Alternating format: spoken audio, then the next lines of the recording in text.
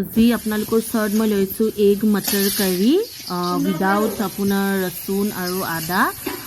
Egg লৈছোঁ মই 7টা, motor, বিলাহী, পিঁয়াজ, কেঁচা জলকীয়া আৰু আপোনাৰ ডিমটো অলপ ৰঙাকৈ ফ্ৰাই কৰি লৈছোঁ। ফ্ৰাই কৰাৰ পিছত ডিমটো নমাই তেলত মই এতিয়া পিঁয়াজখিনি দিম।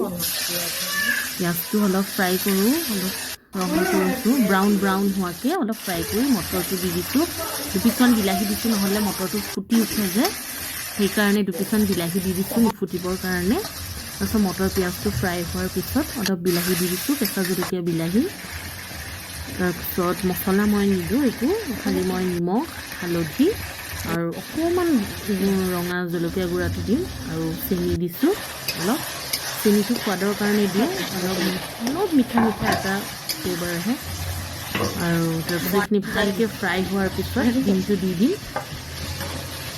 ডিমটো দিয়াৰ পিছত তাৰপিছত আৰু অলপ ফ্ৰাই কৰিম আৰু ডিমটো দিয়াৰ পিছত অলপ ফ্ৰাই কৰাৰ পিছত অলপ কালাৰটো বহুত ধুনীয়া হৈ আহিছে, একদম ৰেডিছ কালাৰ হৈছে। ফ্ৰাই কৰি তাৰপিছত ইয়াত মই এতিয়া পানী দিম অলপ, যিমানখিনি আৰু, বেছি পানী দিলে ভাল নালাগে একচুৱেলি, অলপ গ্ৰেভিটো থাকিব লাগে। তাৰপিছত ধনিয়া পাত দিম, তাৰপিছত আৰু নমাই দিম।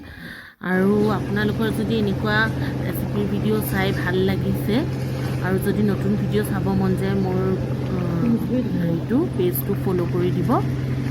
আৰু আশা কৰিছোঁ আপোনালোকৰ ভাল লাগিব বুলি। ভাল লাগিলে লাইক, কমেণ্ট আৰু শ্বেয়াৰ কৰি দিব।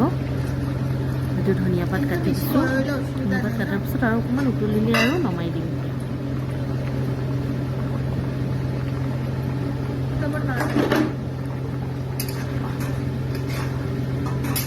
আপোনালোকে কৰি খাই চাব, ভাল লাগে। মইতো বহুত ভাল পাওঁ, মই মছলা ইমান ভাল নাপাওঁ খাই। এইটো কালাৰটো বহুত ধুনীয়া হৈছে, খাবও বহুত ভাল লাগে। আপোনালোকেও এবাৰ